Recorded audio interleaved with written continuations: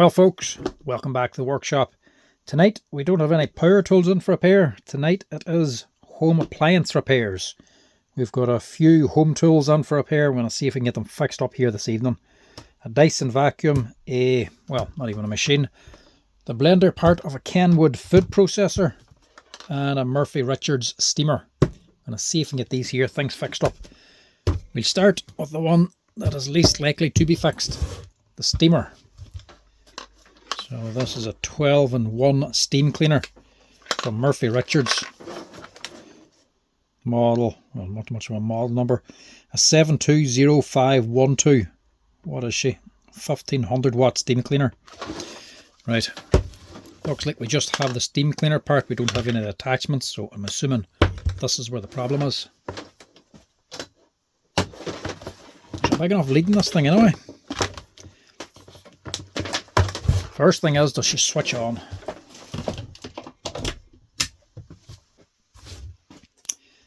Right, yes. We have power. She turns on and off with the knob. But she doesn't sound like she's doing anything. So the water's on here. It has a little hose pipe with a brass weight on it.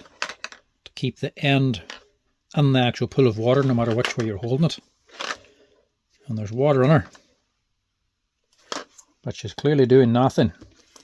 I don't think this needs to have an attachment on it to work. At least that's what I'm assuming.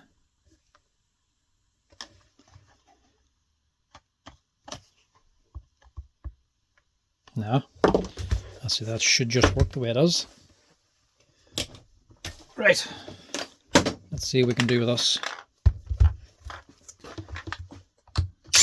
If we're lucky, it might be something like a wee thermal fuse or something.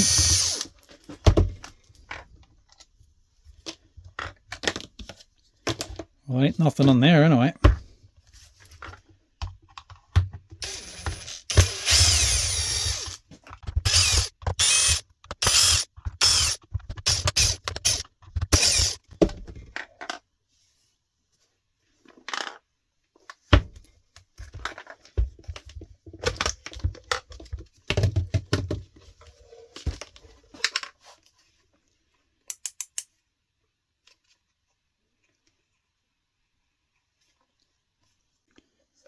Tripping everything's underneath. Doesn't look to have any water damage anyway.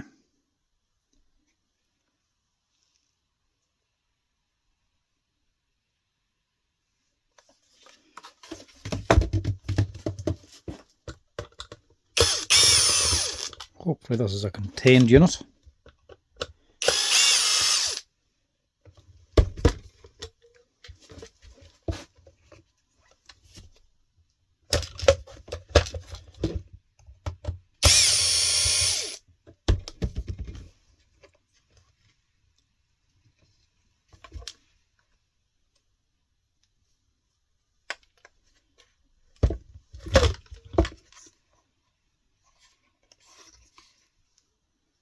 I wonder if that could be the problem. Seriously. A badly fitted spade connector. Sometimes it is just amazing how simple a fix we home appliances can be. I was going to say there could be a fuse or something going inside. Maybe a thermal trip, but nope. Just a spade connector. Nice wee rubber sleeve in that too.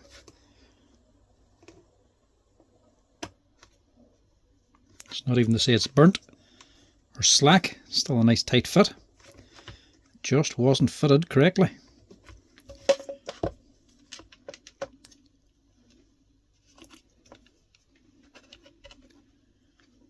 There's nothing more satisfying than a really simple fix.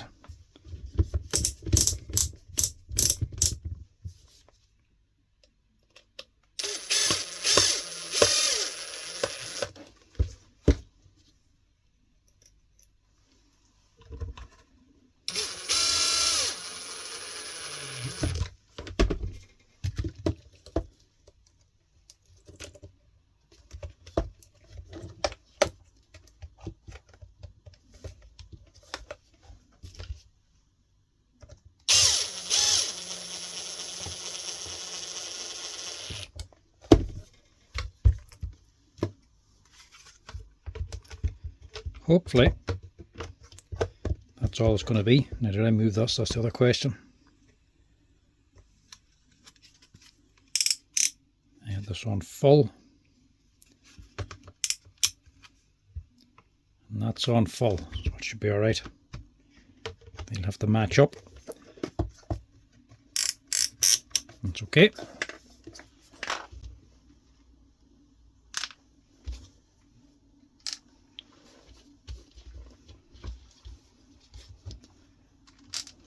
This thing hasn't done an awful lot of work, as you wouldn't imagine so if that was the only problem with it.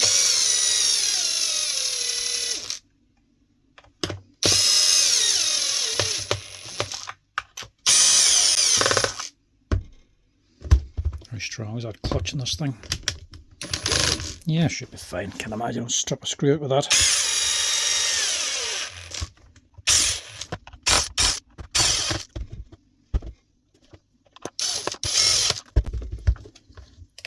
Whatever this cover was for.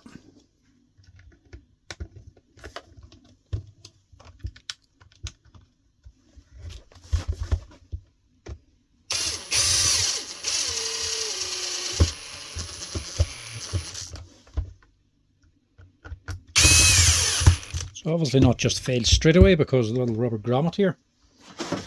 That's already worn and broke off. So it's been used for a little bit. Actually wear that and snap that off. It's not to say this is only a couple of days old. We'll see what she does now. Turn it all the way down.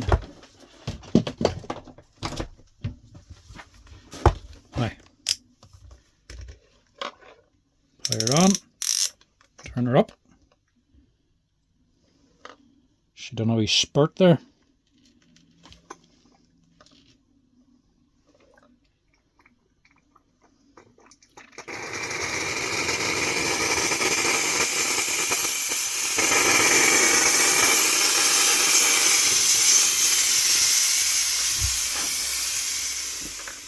As well, clean my own workbench here.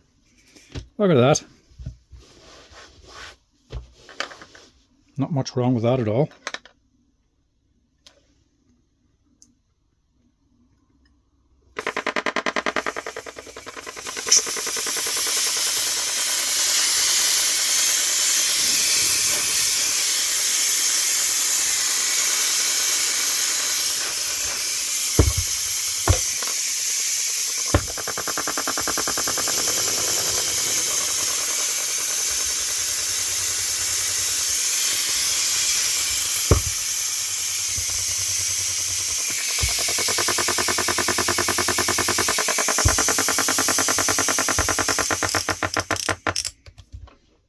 That's her. One Morphy Richards steam cleaner fixed up. Amazing. That's a very handy one. Whoever was on the production line at Morphy Richards that day must have been hungover.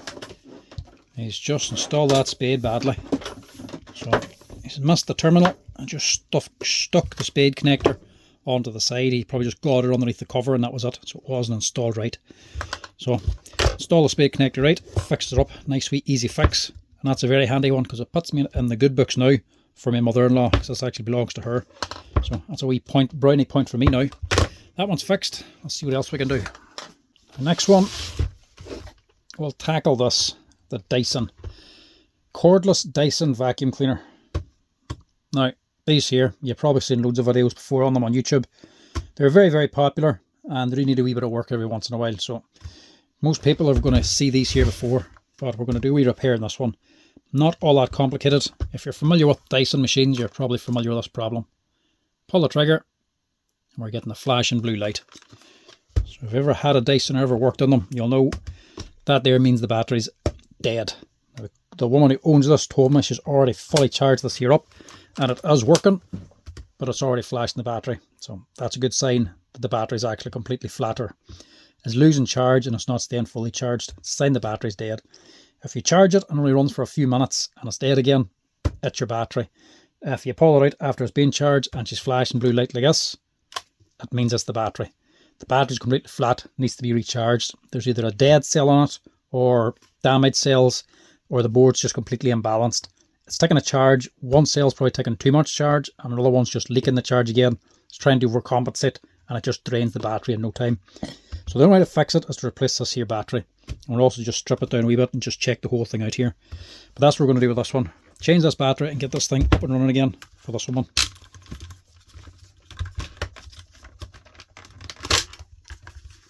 Just give it a wee check over as well, make sure she's not clogged up. It's actually looked kind of tidy. Not all that dirty. And that looks okay.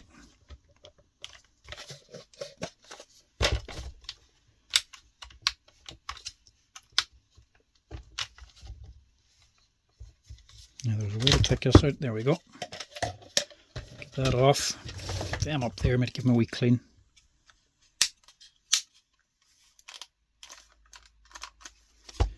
Right, these are actually quite easy to change. 3 screws basically, 2 underneath and 1 up here, and that's it. The battery just slides out like a normal power tool battery, but unlike a power tool battery, it actually is screwed onto the machine. So take out the screws and it just comes straight out. And there's an actual switch built into the battery on top. Is she going to blink it off for me now?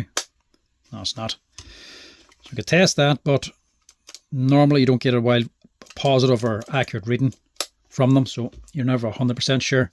That blue light is your best way. Now you can buy a genuine Dyson battery. They cost about 70 or 80 euro, or you can just do what I'm going to do. Use a copy one. These cost about £20 or so. Now this one, it's just a generic copy battery made in China. It's 21.6 volts, what it's meant to be, and it's meant to be a 6,000 milliamp hour battery. Whether or not it is or not is anybody's guess. I wouldn't imagine so, but anything is going to be better than this one. The original one, they're meant to be 21.6 volts, that's the main thing, but the original one is only 2,100 milliamp hours. So this is nearly 3 times as much charge as this one. So even if it was only a third of what this says, it's still just as good as this. So we'll go with that there. And this is built the exact same way. Push on your button, you should be getting your blue light. And we can test it straight away.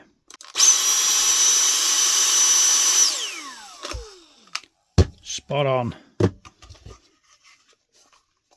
the battery will get the motor running. I'd imagine this will be flat as well. Probably need a full charge. And there's a wee filter on here.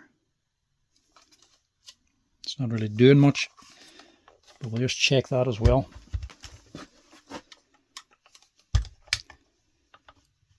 This should just prise up.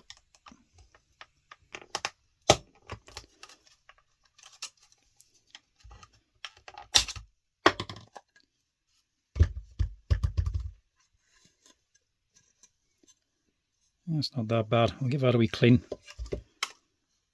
And we'll just blow out on here as well, just to make sure the motor's clean. Wash them. There's not much point in cleaning the inside of that. That's where the dust goes anyway.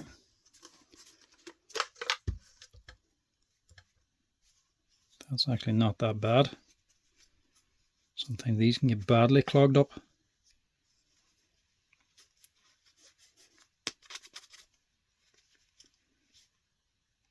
No, that's okay. You can unclip it, but sometimes you get dirt and dust and hairs and all can build up inside of it, but that one's alright.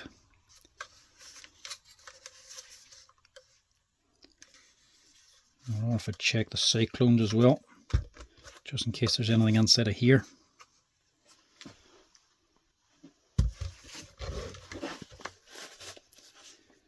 Tiny wee torque set up in here. What's that, a T7?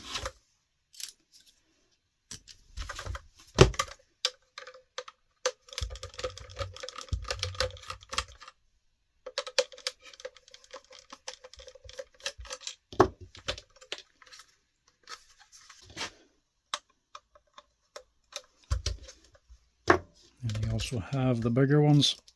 They're a T8 hopefully. Yeah. Holding on this bracket, holds these two halves together.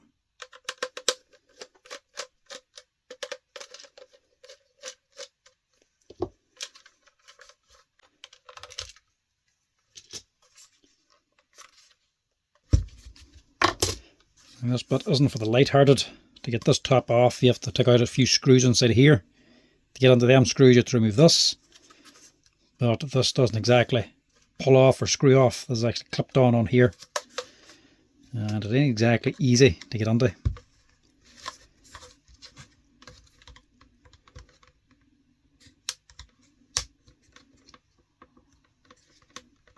So there's 5 wee clips. These here. These are all little push-on clips. One-way jobs. So they push on, but they don't exactly like you to pull them off. So you have to get something underneath. Prise them out.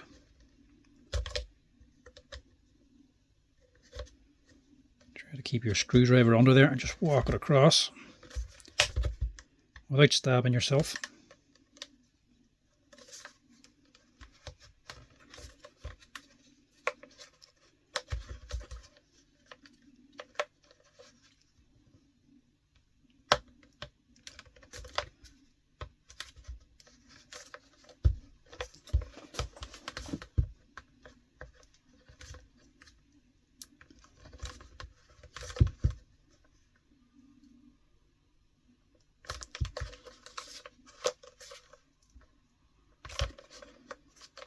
On them, you should have a gap then.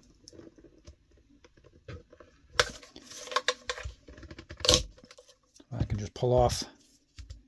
Trying to get away from these here wee clips. As you can see, she's not exactly clean when you get onto her then. Looks good out here, but all the dust comes in through here and filters down through these little cyclones, so it drops out of this. So all the dust can still be inside of this. What is she then? T7's there on the inside. So you get this cover off now.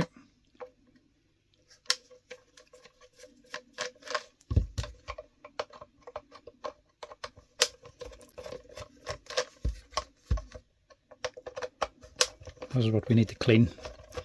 It's not going to make a massive difference to it, but it will help some of the suction.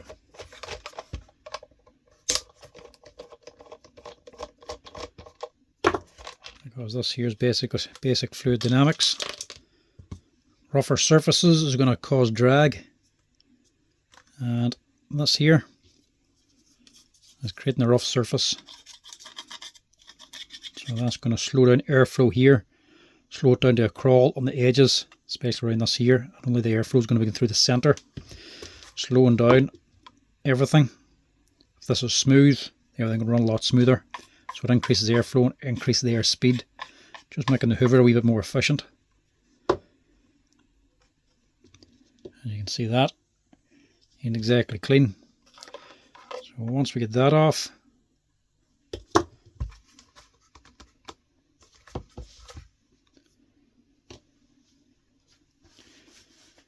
once that's off,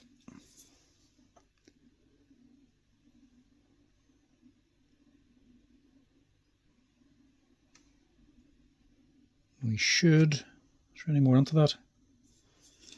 Don't think so.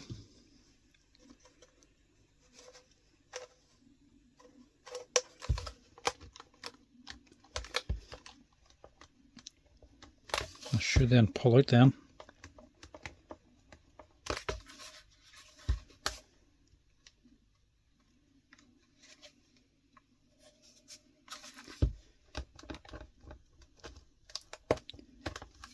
We go. And when they're out,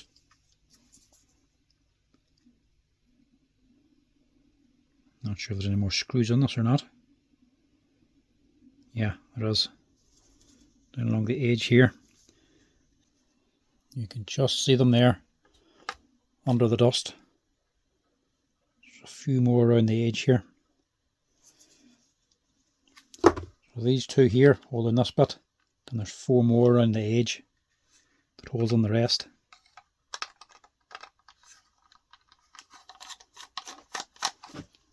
I'll try to keep these in a wee bit of order. Well, we're going to know anyway because the ones from the inside are going to be covered in dust.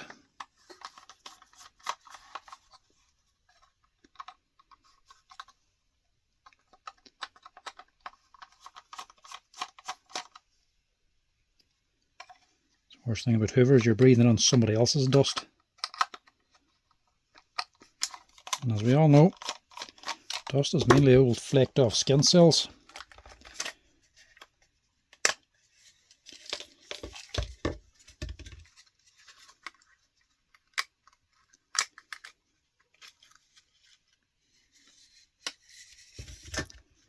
And these are your actual cyclones in. This is just a wee foam filter. Be careful of this, don't break it.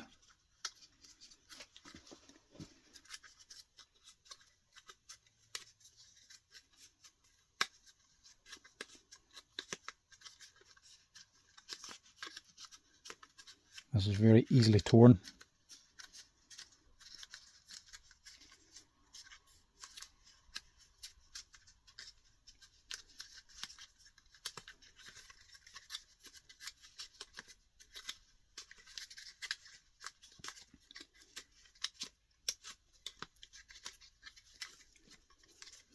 That off. We need to clean all of this. This was actually sucking in all your dust. And as you'd imagine, a lot of it gets left behind. So we'll clean all this down and leave it nice and fresh with a new battery as well. So I'll take this in and give it a good clean. Now, that's all these wee bits cleaned out. Now they're not spotless, but they're clean enough. Now to rebuild now, start with this section, because this is the awkward bit, trying to get it on with these here little rubbers. These go over these little cyclones. This is all rubber seals around this. Which way am I? That way. So can't just press directly down, because this side gets in the way. You have to hook that under first and then press it in. But you have to sort of give it a little wiggle as it goes on to get them to line up. But they're flexible, so it should go on. Once that's on, this little dust port here, this should be sitting at an angle. That way, doesn't it? And this way here. This little rubber wedge here now sits into this wee insert. So you have to line up this into this here track, into that track there.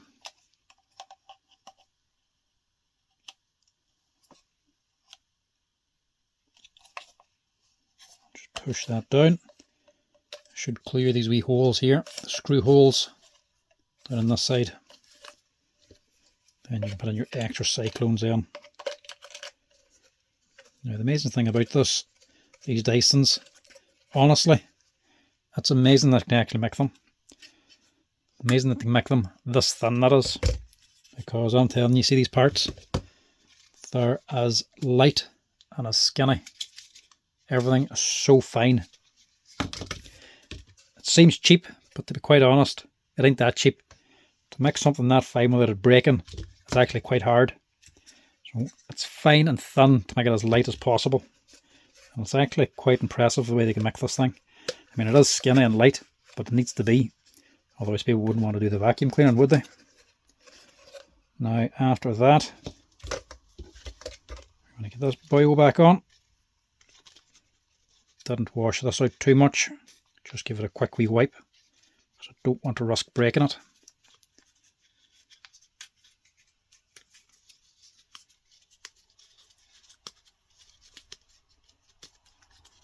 Clip that all on again, put it all down. If this breaks, the Hoover's not going to seal, and it's going to leak out the side, suck air in and lose suction. So make sure you don't break that bit.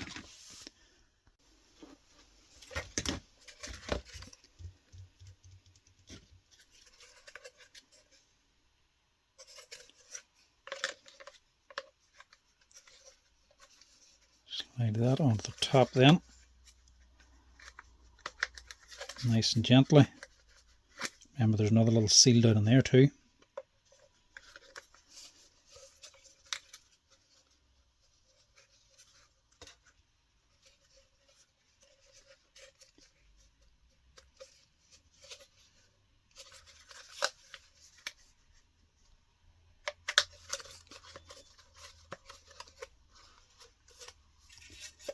And this boy goes over the top.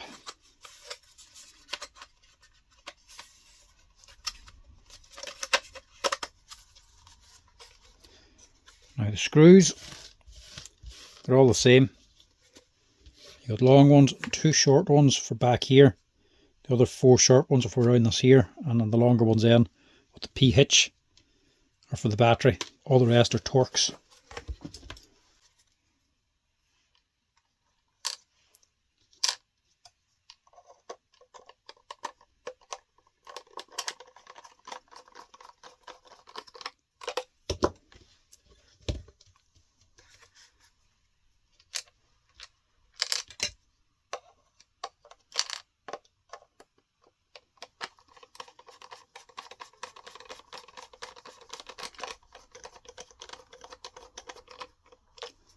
They're not easy to get in, and they're not even easy to see.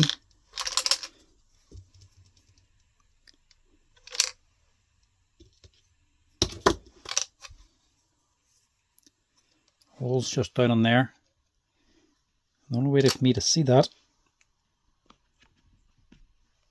is to actually clip this wee O-light clip onto the phone. Get enough light to shine down.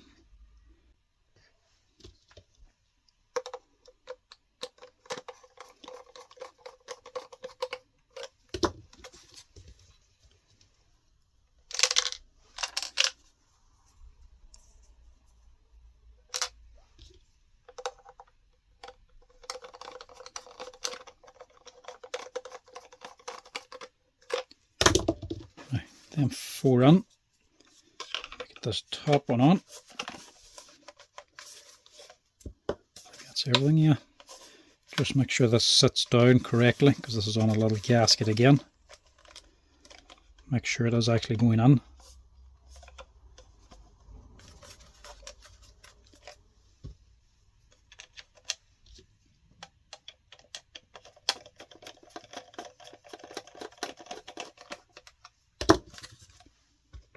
A little bit to it, but not too much. The hardest thing is getting this here metal filter off first to expose all these screws. Once you get that off, it's actually easy enough to strip apart. And it's well enough made that it goes back together again quite easily.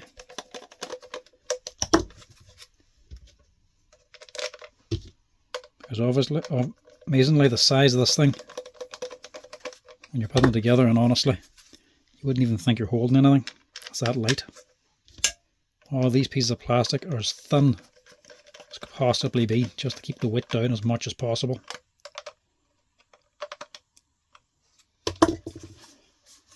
Now, that's that all together.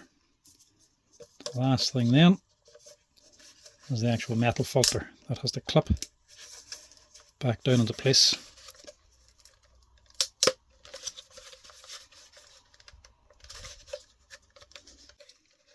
Just make sure set it onto the lip all the way around.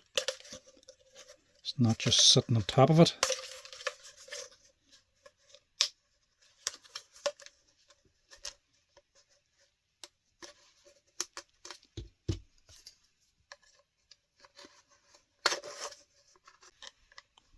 See the gearla? You run that around.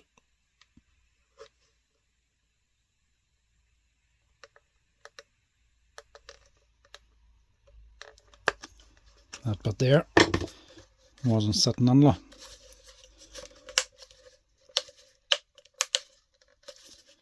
Now, that's that. Let's just put this back in again. This wee filter, it's just a bit of foam. Pack that on. Click that back down onto here. Make sure you're doing it the right way around. Must be that way. Click that on.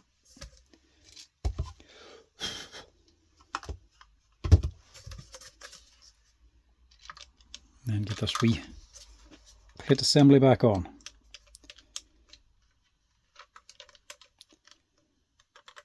Has to go over this rubber grommet.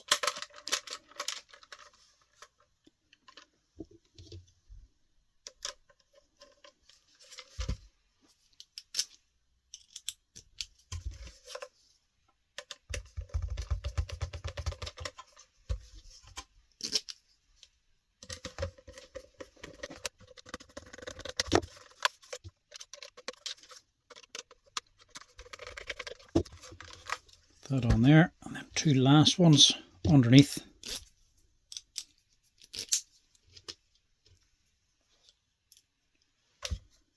It's the 2 last ones we're holding on that top cover. Now, that on. Finish off the battery. And like I say, this will need a full charge as well.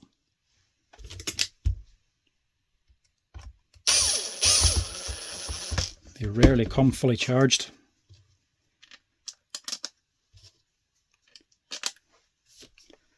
But if it's anywhere near 6,000 milliamps, it's actually going to be better than the last battery. Should definitely see an improvement in runtime now. This bio slides on. That can stay open. This goes on the top, and this should slide on.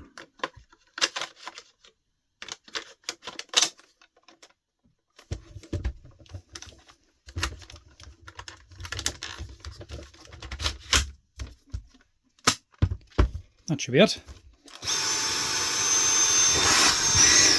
One Dyson cordless vacuum. That's it. That is how to replace the battery and clean out your Dyson cordless vacuum cleaner.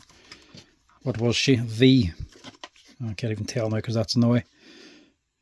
Can't even remember the model of it. V12 or SV11 or something like that there. Can't remember the exact one. They're all basically the same. There's not much difference on them. I think the batteries are all basically universal. But so you replace your old battery if it's no longer taking the charge or keeps flashing that blue light. Now that's that one out of the road. We'll get on to the last one. Maybe I should have started with this and not ended with it. And they're cleaning the dirty thing. And they're going to dismantle the food thing. This one should be a fairly simple one. This here is the jug for a Kenwood food processor or blender. So wheat liquidizer basically. I don't know if this is what a food processor or the mixer and an accessory or just one on its own. I think it was an accessory, to be honest, because woman says she actually bought this and she thought it was on sale because it was faulty, because she never actually used this, because there's a big X on it here. She thought this was faulty because whenever she first went to use it sometime later after she bought it, this here wouldn't move and she just dropped out. So she always just assumed this was a faulty part. But this ain't faulty. This isn't an X for to say that it was bad. It was just on sale. That is just to say no hot food. Why do I keep thinking the camera's down here? I put it around other way around today. That is just there to say no hot food and don't touch the blades basically. That's all that sticker's for. It's nothing to do with it's been bad. The problem with this is this thing here. This is the wee connector or coupling for your blender that actually drives it. When this came in, the blade wasn't spinning at all. This is actually jam solid. I actually had to stick my hand on it, give it a good yank to get it to move. It was bound up inside of here. So this wouldn't spin. That was the problem was. This was jam, and whenever she wanted to use it then, the element, the coupler, just got eaten and she's all been stripped apart down in there. So it's done absolutely no work. It's barely been used at all and it's just stripped that out. All it needs is this here part. I hope the one I've ordered is the right one. So to open it, it's just a twist basis on it. Twist this off and you get your end and you get your actual mixer. So as you can see, that's not done anything. Now this isn't new, it's several years old, but she's never actually used this bit. I think it must be a food processor, a big mixer with an attachment for this here or something. I'm not sure what it is, but this is all I've got and no other information. No T10. There we go, that'll do. So this is several years old. She's never actually used this. She's always assumed it was faulty, and then when she went to try it, it just stripped that thing out, reaffirming her belief that it was actually faulty from the start. But it actually wasn't. That big X is just a warning label. This was always the problem. So take all this apart, 3 torque head screws underneath, and this plate can come out. and this plate can come out, and then there's 3 springs on here. So that leaves you with the actual mixer then, just the blades and the coupling, and then this here should just unscrew. Now this camera, I'm all mixed up because when I'm in the other workshop, it's flipped around the other way. The charging lead is on the other side. I've had the charging lead on this side this time, so it's flipped around, and I'm all off center. I keep pointing to the wrong side. That's why I keep off camera. But these are still sharp. They've not been used. All I have to do is get this off now, which shouldn't be too hard. We got these last week, as well used them. Nutbex straight water pump pliers. These should come in handy. They should be adjustable.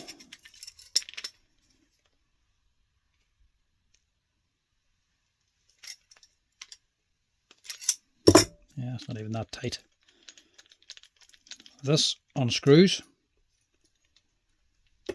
and then you've got your blade cutter.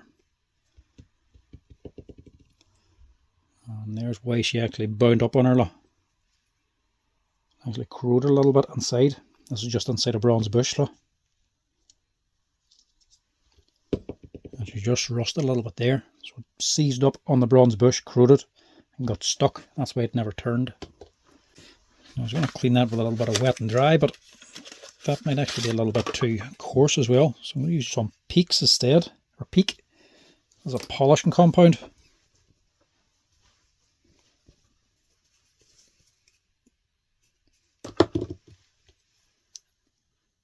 Mainly for cleaning, a bit like toothpaste, but it's a little bit abrasive. But it might be perfect just to clean this.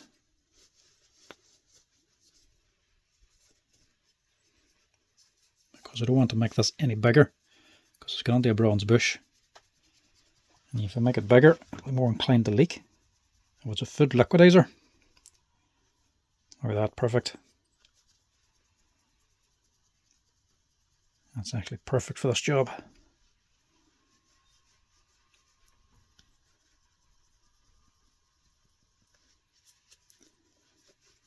Quick polish.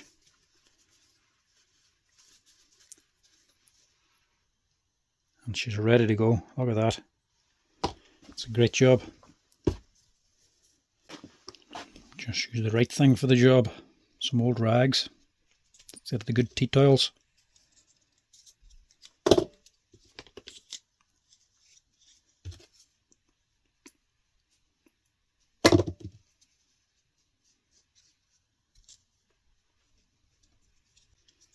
There we go.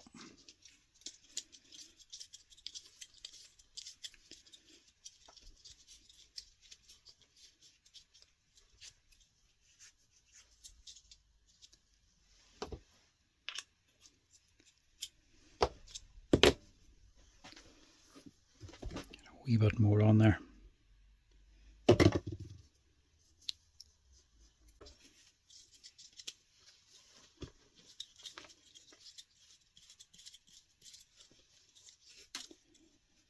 Just want to clean that bush inside.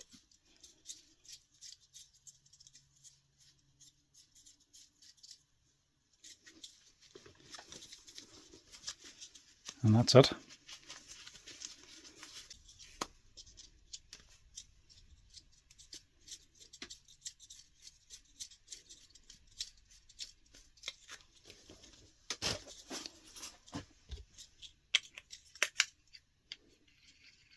Nice one, that'll do the job.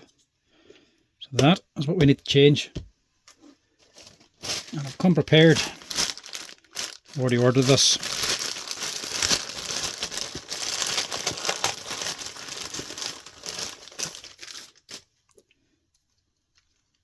There we go. You can see the damage done there. That one just got completely eaten away all the way down, so there's no teeth left to actually drive it. Replace this, and she'll be able to use it at last, because she's never actually used this thing at all. Them on there, screw them onto the bottom.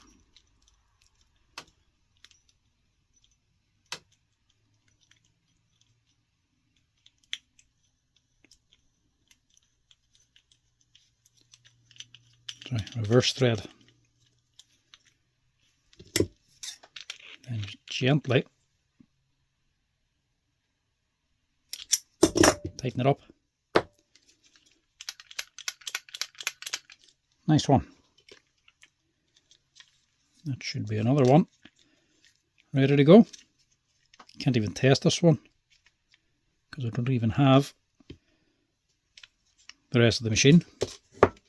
So we'll have to take my word for it that it's going to work. There's no reason why it shouldn't actually. Reassemble then. Springs are going into these wee blank holes. This is going on top. Push it down. Screw it on.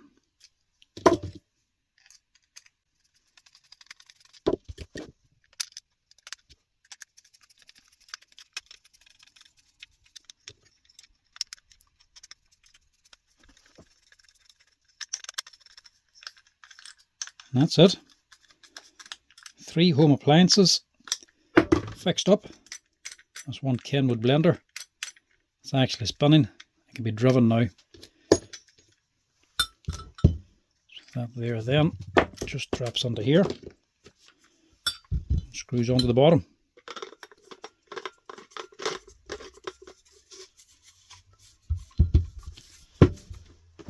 Just tighten it up. And that's it.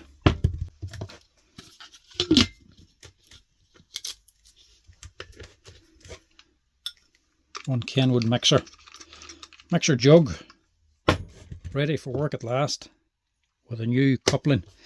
Anyway folks, that's it. That's all 3 up and running again.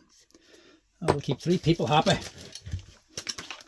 One food mixer, one Dyson vacuum, and one steam cleaner, all up and running again. Anyway folks, that's it for this evening. Hope you enjoyed this quick wee home appliance repair video. As always, if you're liking the videos, drop us a wee like down the bottom, and if you want to help out the channel, make sure to hit that subscribe button as well. But till next time folks, I'll chat to you all later.